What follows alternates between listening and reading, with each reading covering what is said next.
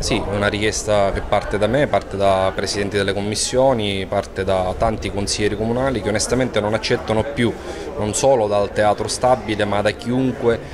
provengano degli atteggiamenti di scontro nei confronti del Consiglio Comunale, che non fa altro che fare il proprio dovere. Il Consiglio Comunale e le commissioni consiliari, proprio a dispetto del Teatro Massimo, del Teatro Stabile, avevano semplicemente fatto delle interrogazioni in virtù di alcune voci che erano arrivate proprio in sede di commissione. Non potevamo esimerci dal chiedere queste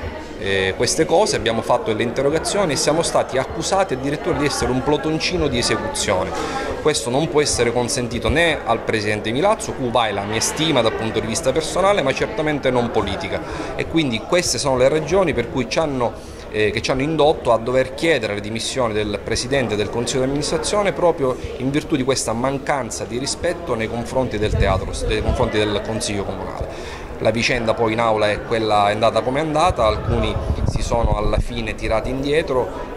ma noi siamo consci che domani con 18 potremmo nuovamente riportare in aula questo ordine del giorno, questa votazione e spuntarla per il bene del Consiglio Comunale, dell'istituzione Consiglio Comunale da troppo tempo maltrattata e screditata.